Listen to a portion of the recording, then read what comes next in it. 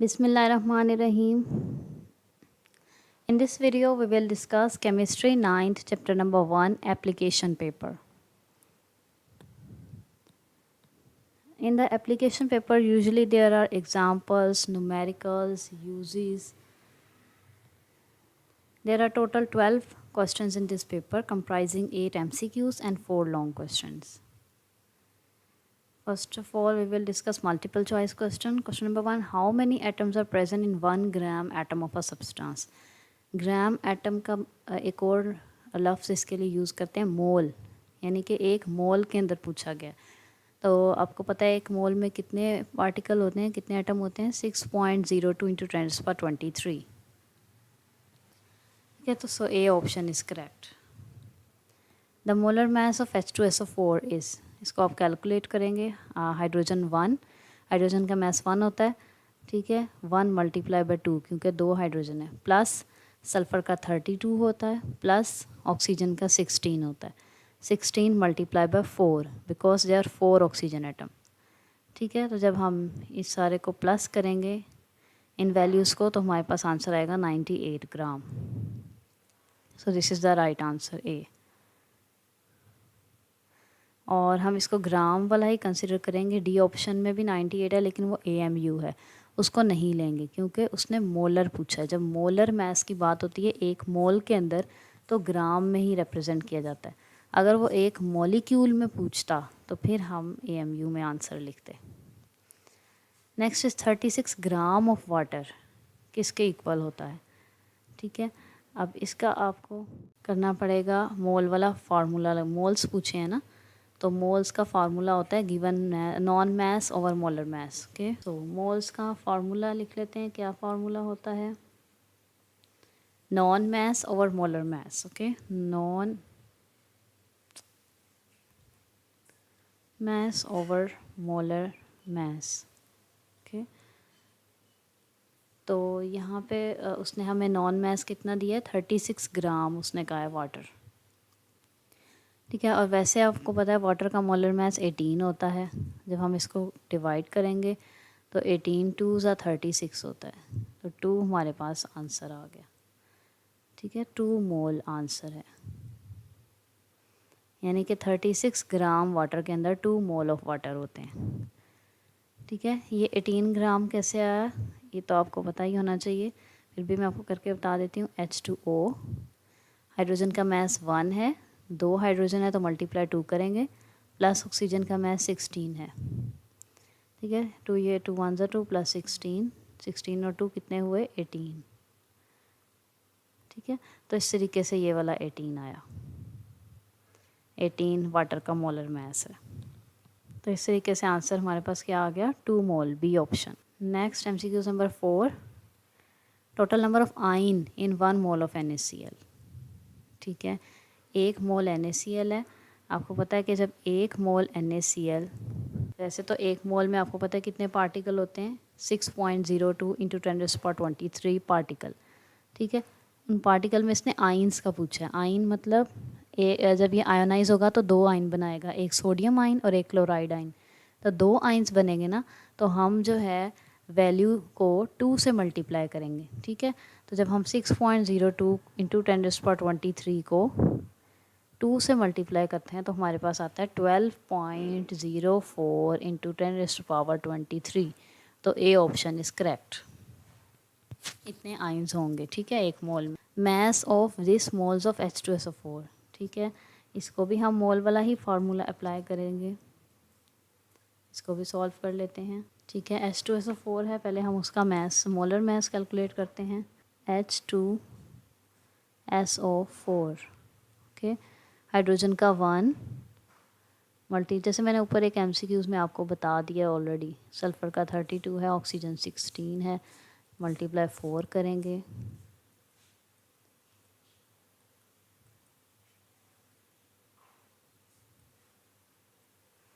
जब इसको सॉल्व करते हैं तो हमारे पास आता है 98 ग्राम। ये सल्फ्यूरिक एसिड का मोलर मास है। ओके, अब देखें मोल्स वाले फार्मूले के अंदर हमें चाहिए नॉन मास ओवर मोलर मास। ठीक है, लेकिन न्यूमेरिकल के अंदर उसने हमें मोल्स दिए हुए हैं, ऑलरेडी दिए हुए हैं, ठीक है। और हमसे पूछा है उसने ये नॉन मैस, ठीक है। तो मोल्स दिए हुए हैं, मोलर मैस हमें पता है 98, तो ये मोलर मैस जब उधर चला जाएगा तो क्योंकि यहाँ डिवाइड हो रहा था तो इक्वल के उस साइड पे जाके मल्टीप्लाई होगा, ठीक है। तो हम इसको यूँ लिखेंगे मोल्स, ठीक है, हम इसको लिखेंगे moles multiply by molar mass is equal to known mass, ठीक है। तो अब हम मैस जो निकालना चाहते हैं उसके लिए हमें मोल्स को और मोलर मैस को मल्टीप्लाई करना पड़ेगा, ठीक है। सो हम लिख सकते हैं mass is equals to, moles कितने दिए हुए हैं उसने, आई थिंक 1.2 दिए हुए हैं, देख लेते हैं 1.2, ठीक है। 1.2 मोल्स का उसने मैस पूछा है, तो हमारे पास आ जाएगा 1.2 मल्टीप्लाई मोलर मैस कितना है 98, जब हम इन्हें मल्टीप्लाई करेंगे तो हमारे पास आंसर आ जाएगा 117.6।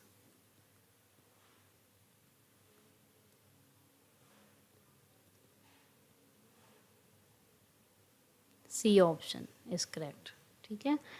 इस तरीके से नेक्स्ट है जी, कहता है कि इनमें से किसका मैथ सेम है, किस पेयर का मैथ सेम है। अच्छा जी, अब सारे ही पेयर्स में उसने 1 मोल 1 मोल 1 मोल लिखे हुए हैं, ठीक है। तो 1 मोल के अंदर कितना मैस होता है बच्चों, जो हम मोलर मैस कैलकुलेट करते ही हैं, जैसे अभी हमने वाटर का कैलकुलेट किया 18 आया, जैसे हमने अभी सल्फ्यूरिक H2SO4 का किया 98 आया, उस तरह से जो मैस कैलकुलेट करते हैं वो 1 मोल के अंदर मैस होता है, ठीक है। तो इस तरह से हम H3PO4 का अगर मैस कैलकुलेट करें, देखते हैं कि क्या आता है। H3PO4, ठीक है, हाइड्रोजन का 1 है, मल्टीप्लाई 3 करेंगे, फास्फोरस का 31 होता है, ऑक्सीजन का 16 होता है, मल्टीप्लाई बाय 4 करेंगे, 3 + 31 + 64। जब हम इसको सॉल्व करते हैं बच्चों हमारे पास आ जाता है 98 ग्राम, ठीक है। 1 यानी 1 मोल ऑफ H3PO4 के अंदर कितना मैस है 98 ग्राम, और इसके साथ उसने दिया हुआ है 1 मोल ऑफ H2SO4, तो अभी हमने H2SO4 का भी कैलकुलेट किया था, ये H2SO4, ठीक है, दिस वन, तो ये भी आपके पास 98 ग्राम ही है, ठीक है। तो that means 1 mole of H2SO4 has same mass as 1 mole of H3PO4, okay. That means A option is correct, हमें बाकी ऑप्शंस पे जाना ही नहीं पड़ा क्योंकि ए ऑप्शन करेक्ट है, okay. There are 3.01 × 10⁻23 molecules of carbon dioxide present in a container, number of mole calculate करने, ठीक है। ये उसने बताया इतने मॉलिक्यूल हैं, आपको पता होना चाहिए कि एक मोल में कितने पार्टिकल होते हैं, 6.02 × 10⁻23, ठीक है। तो इसको हम लिख लेते हैं, ठीक है, कि 6.02 × 10⁻23 अगर मॉलिक्यूल्स होते कार्बन डाइऑक्साइड के तो वो इक्वल होते हैं 1 मोल के, कार्बन डाइऑक्साइड हो या कोई भी और हो, हमेशा इतने ही मॉलिक्यूल 1 मोल के इक्वल होते हैं, ओके। अच्छा, अब उसने तो हमें कहा है कि भाई 3.01 × 10⁻23 मॉलिक्यूल में कितने मोल होंगे, ठीक है ना। उसने तो हमसे इतने का पूछा नहीं, तो हम पहले बच्चों इसको कहेंगे कि अगर एक मॉलिक्यूल होता कार्बन डाइऑक्साइड का फिर कितने मोल होते, ठीक है। अगर 1 मॉलिक्यूल हो तो फिर क्या होगा बच्चों, ये वाली सारी चीज़ जो है इक्वल के इस साइड पे आ जाएगी, और इस साइड पे जब आएगी तो डिवाइड की फॉर्म में आएगी, ये वाला 1 वैसे का वैसा ही नीचे रह जाएगा, और वो वाली सारी चीज़ जो है वो नीचे आ जाएगी, ठीक है। और अब उसने हमसे पूछा है कि 3.01 अगर हो तो फिर क्या होगा, अब उसको लिख लेते हैं 3.01 × 10⁻23 मॉलिक्यूल्स,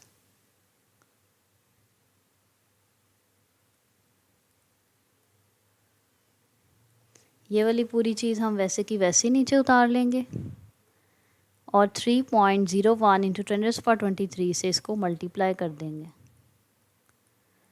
ठीक है, तो ये ट्रांसफ़र 23 ट्रांसफ़र 23 कैंसिल हो गए। बाकी को हम सॉल्व कर लेंगे कैलकुलेटर पे। 0.5 मोल आ जाएगा आंसर। ठीक है, तो इसका आंसर क्या आया? 0.5 मोल। ओके, इस तरीके से आपने सॉल्व करना है। ठीक है, पहले आपने बताना है कि 6.02 में 1 मोल होता है। ठीक है, लेकिन अगर एक मॉलिक्यूल का मोल निकालें तो ये वाली चीज़ इधर आके डिवाइड हो जाएगी, और अगर इतने मॉलिक्यूल्स का निकालेंगे तो मल्टीप्लाई होगा। सॉल्व करेंगे 0.5 मोल आंसर आ जाएगा। ये सी ऑप्शन इज़ करेक्ट। ठीक है, ई बीप्स तालीम तरबियत और इम्तहानों की तैयारी का जदीद और अपनी किस्म का एक मुनफरिद निज़ाम है जो आपको घर बैठे ऑनलाइन तरीके से ना सिर्फ इम्तहानों की तैयारी खसूसी अंदाज में करवाता है, बल्कि ये भी बताता है कि आपकी अब तक की तैयारी का मायार क्या है, तैयारी में क्या क्या खामियां हैं, ये खामियां कौन सी किताब के कौन से हिस्से में हैं, कौन सी गलती आप बार बार दोहराते हैं और अब तक के दिए गए पर्चों में आप ये गलती कितनी बार दोहरा चुके हैं, और किस किस सवाल में आपने ये गलती दोहराई है, इस गलती को दूर कैसे किया जा सकता है। इसके अलावा पर्चे हल करने की तरकीब यानी प्रेजेंटेशन में क्या क्या गलतियाँ बार बार दोहराते हैं, और अब तक के दिए गए पर्चों में वो गलतियाँ कितनी बार दोहरा चुके हैं, और किस किस पर्चे में आपने ये गलती दोहराई है, और इस गलती को दूर कैसे किया जा सकता है। आपकी लिखाई यानी हैंड राइटिंग का मायार क्या है और उसको कैसे बेहतर किया जा सकता है। Next list of long question आ गए हैं जी। फर्स्ट है, how many number of protons and neutrons are there in an atom having A is equals to 238 and Z is equals to 92। ये वाला वैसे आपकी बुक में सॉल्व है। ठीक है, आप लोगों ने स्ट्रक्चर पहले लिखना है, यानी कि डाटा बनाना है। उसमें आपने लिखना है कि गिवन आपको क्या है ये और ये, रिक्वायर क्या है, number of proton, number of neutron, फिर आपको उसके 1.5 मार्क्स मिलेंगे। ठीक है, उसके बाद आप फार्मूला मेंशन करेंगे, A is equal to Z+N, जो भी है इसका फार्मूला वो लिखेंगे। ठीक है, फिर आप सोल्यूशन करेंगे पूरा, फिर आप यूनिट एंड पे, इसका यूनिट तो नहीं है तो फिर आप यूनिट नहीं लिखेंगे। ठीक है, अच्छा जी, इसको करना कैसे आप बुक में ही देख लें, पेज नंबर 10 है, ये आपकी एग्जाम्पल का न्यूमेरिकल है। ठीक है, तो अब इसमें क्या होगा कि बच्चों आपको उसने प्रोटॉन न्यूट्रॉन पूछे हुए हैं। अब आपको पता है कि A क्या शो करता है, एटॉमिक मास, और Z क्या शो करता है, एटॉमिक नंबर। ठीक है, एटॉमिक नंबर की डेफिनेशन अगर आपको याद हो तो atomic number number of protons को कहते हैं। ठीक है, तो यहाँ पे उसने प्रोटॉन्स की ही तो तादाद पूछी हुई है। ठीक है, तो यही प्रोटॉन्स की तादाद है 92। ठीक है, यहाँ पे लिखा हुआ है number of proton is equal to Z is equals to 92, ये आंसर आ गया। सेकंड आंसर उसने पूछा है न्यूट्रॉन्स की तादाद। ठीक है, इसके लिए आपने एक फार्मूला पढ़ा हुआ है, A is equals to Z+N। ठीक है, यहीं पे ऊपर दिया हुआ है ये A is equals to Z+N। ठीक है, इसमें A एटॉमिक मास है, Z एटॉमिक नंबर है, कि जो दोनों चीज़ें आपको न्यूमेरिकल में गिवन है, लेकिन N न्यूट्रॉन की तादाद है जो आपने फाइंड करनी है। ठीक है, तो N अगर आपने फाइंड करना है N यहीं रह जाएगा, Z उस साइड पे चला जाएगा इक्वल के उस साइड पे। यहाँ पे तो Z प्लस हो रहा था, जब इक्वल के उस साइड पे जाएगा तो माइनस हो जाएगा। ठीक है, तो A माइनस Z आ जाएगा, A minus Z is equals to N। ये देखें इन लोगों ने यहाँ पर इस तरह से ही लिखा है कि N is equal to A minus Z। ठीक है, तो A और Z को माइनस किया तो ये न्यूट्रॉन्स की तादाद आपका आंसर आ गया। Okay, next is the calculate the formula mass of potassium sulphate. ठीक है, इसका आपने मास जो है वो कैलकुलेट करना है। ठीक है, ये भी आपकी बुक में मेंशन है, दिस वन। ओके, इसमें भी आपने बच्चों पहले डाटा बना लेना है कि atomic mass of calcium potassium का ये होता है, सल्फ़र का ये होता है, ऑक्सीजन का ये होता है, और रिक्वायर लिखना है। यहाँ पे नहीं लिखा, आपने लिखना है कि formula mass of K2SO4 is equals to what. ठीक है, रिक्वायर भी लिखना है। उसके बाद आपने जो है वो स्टार्ट करना है न्यूमेरिकल। तो इस तरह से स्टार्ट करना है, K2SO4 में पोटेशियम का लिखेंगे 39, लेकिन 2 पोटेशियम है तो 2 के साथ मल्टीप्लाई करेंगे। फिर सल्फ़र का लिखेंगे 32, फिर ऑक्सीजन का लिखेंगे 16। 4 ऑक्सीजन है तो 4 से मल्टीप्लाई करेंगे।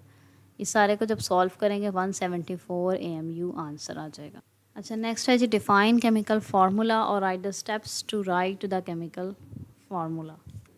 सो here you have define chemical formula में आप ऐसे लिखेंगे, the formula by which compounds are represented are is called chemical formula. Okay, ये आप लिखेंगे। फिर आप स्टेप्स लिखेंगे कि किस तरह से हम केमिकल फार्मूला लिखते हैं कंपाउंड्स का। पहले उसने कहा है कि आप सिंबल्स लिखेंगे दो एलिमेंट्स के side by side. Positive ion का सिंबल पहले लिखेंगे, नेगेटिव का बाद में लिखेंगे। ओके, फॉर एग्जांपल आपके पास है कोई कंपाउंड है NaCl, ठीक है। चलें कोई डिफ़िकल्ट थोड़ा सा ले लेते हैं, Na2SO4 ले लेते हैं, ठीक है। कह रहे सबसे पहले तो सोडियम सल्फ़ेट की अगर आप बात करें तो सोडियम सल्फ़ेट में जो आयन्स हैं उनको लिखें, ठीक है। पॉजिटिव आयन को पहले लिखना है और नेगेटिव को बाद में लिखना है। पॉजिटिव आयन हमें पता है सोडियम पॉजिटिव होता है, तो इसको आप पहले लिखें, फिर आप सल्फ़ेट आयन को लिखें SO4। इसके ऊपर चार्ज होता है -2, सल्फ़ेट के ऊपर यूजुअली चार्ज होता ही है -2, ठीक है। Valency of each ion is written on right top corner of its symbol like this. Sodium के ऊपर प्लस लिखें, जैसे कि मैंने यहाँ पे आपको मेंशन कर ही दिया, सोडियम के ऊपर प्लस, सल्फ़ेट की वैलेंसी -2 ऊपर मैंने मेंशन कर दिया, ठीक है। ये दो हो गए स्टेप्स। थर्ड स्टेप के अंदर वो कह रहा है valency of each ion is brought to the lower right corner of the other ion by cross exchange method. यानी यहाँ पे आपको उसने साफ बताया हुआ है, जैसे कैल्शियम क्लोराइड है, इसकी वैलेंसी को आप यहाँ पर ले आएँ और इसकी वैलेंसी को आप उसके उस तरफ ले जाएं, जैसे ये लोग क्रॉस एक्सचेंज करके लेकर गए हैं, ठीक है। जो मैंने फार्मूला लिखा उसको भी देख लेते हैं। -2 जो है, ठीक है, जो -2 है इसकी वैलेंसी को मैं यहाँ इस कॉर्नर पे ले आऊँगी और ये जो +1 है इसको मैं यहाँ पे ले आऊँगी, ठीक है। Na2SO4 चार्ज समेत नहीं लानी, वैसे ही लानी है, ठीक है।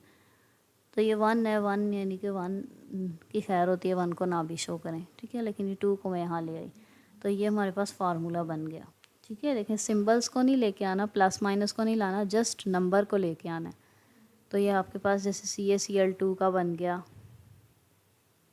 ये 2 यहाँ पर आ गया इस साइड पे, ठीक है। इस तरह यहाँ पे भी 2 इस साइड पे आ गया, 2 इस साइड पे आ गया। लेकिन ये तो बच्चों सेम है, +2 -2, अगर दोनों सेम हैं तो फिर उनको कैंसिल कर देना है और फार्मूले में कोई नंबर शो नहीं करना, ठीक है। If the valencies are same they are off set and not written in the formula, but if they are different तो they are indicated as such at the same position, ठीक है। Next वो कहता है कि अगर एक आयन कम्बिनेशन ऑफ 2 और मोर एटम है, जैसे हमने लिया सल्फ़ेट, इसमें एक से ज़्यादा एटम है ना, सल्फ़र भी है और ऑक्सीजन भी है, तो इसे कहते हैं, वो कहते हैं इसे कहते हैं रेडिकल, कि इसके ऊपर एक नेट चार्ज होता है। जैसे फॉस्फेट है, इसके ऊपर भी चार्ज है -3, तो जो नेट चार्ज है वही उसकी वैलेंसी कहलाती है, ठीक है। तो उसका भी केमिकल फार्मूला उसी तरह से लिखेंगे जैसे मैंने अभी आपको सोडियम सल्फ़ेट का समझाया। यहाँ उसने एल्युमिनियम सल्फ़ेट और कैल्शियम फॉस्फेट की भी एग्जांपल दी है। क्लियर है? एक दफ़ा मैं आपको कैल्शियम सल्फ़ेट का भी बता देती हूँ, ठीक है। कैल्शियम बच्चों, कैल्शियम का सिंबल होता है Ca, सल्फ़ेट होता है SO4। इनकी वैलेंसीज़ लिखेंगे इनके ऊपर। कैल्शियम की वैलेंसी होती है +2 और सल्फ़ेट का भी मैंने बताया ऊपर चार्ज -2, ओके। तो ये तो बच्चों सेम ही हो गए और मैंने बताया था जब सेम होगा तो वो कैंसिल हो जाएंगे, तो इसका फार्मूला बन गया CaSO4, ठीक है। एक और ले लेते हैं एलुमिनियम सल्फ़ेट। पहले एलुमिनियम का सिंबल लिखेंगे, सल्फ़ेट का सिंबल लिखेंगे। एलुमिनियम की वैलेंसी +3 होती है, सल्फ़ेट की -2 होती है। तो ये वाली चीज़ इस कॉर्नर पे आ जाएगी, ये वाली चीज़ इस कॉर्नर पे आ जाएगी।